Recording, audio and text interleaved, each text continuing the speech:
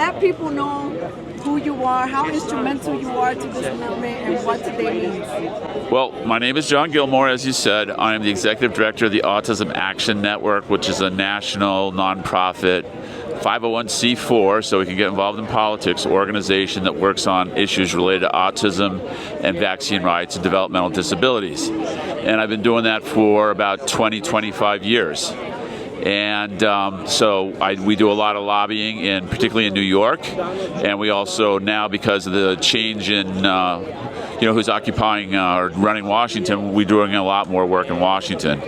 So the possibilities of getting real change have increased enormously since the November election, and particularly with Secretary Kennedy being there in place. I mean, I've known Secretary Kennedy for 20 years, and he is absolutely committed to what he's talking about.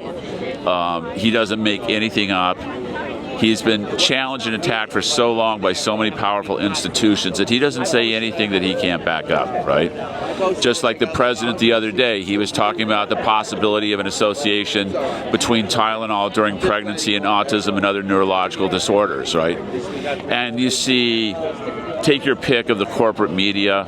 They're treating him like he's crazy, like he just made this stuff up, yada, yada, yada, right? Just 2 weeks ago, a major analysis from the Harvard School of Public Health that was written by the Dean of Faculty of the Harvard School of Public Health did a retrospective looking at like 30 studies, and they came back and said it's beyond doubt that there is a powerful association between taking acetaminophen, Tylenol during pregnancy, and autism, right? And he also said that the better quality studies amongst that 30 were more likely to show an association. Okay, so that's not Donald Trump making stuff up. That's not RFK making stuff up. That's what's coming out of the Harvard School of Public Health. And that kind of sets what we've been dealing with here, all right? Anything that Kennedy's being attacked upon, like giving the hepatitis B to children on the day of birth, to not combining the MMR vaccine with the varicella vaccine.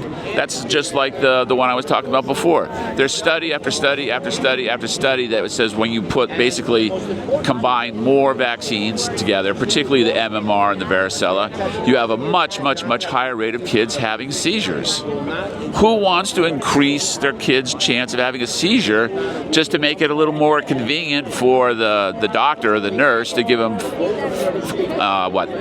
otherwise they give one injection instead of two? Who in their right mind would risk subjecting their kid to a greater risk of seizures just for that, right? Well, and they treat him like he's crazy about that. So anyway, these are the kind of things that we've been working on for 20 years. We're fully supporting RFK Kennedy's agenda. We're delighted with the change he's doing, and we're really looking forward to where they're going to be going from here.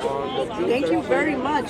Do you have a message for the people who are a little curious about what is coming out of HHS Secretary Kennedy, but they're on the fence because maybe they're getting confused with the political? Anyway, well, what I would say is educate yourself. Do not believe what you're reading in the New York Times. Go get some other sources of information. And I'll give you two sources of information.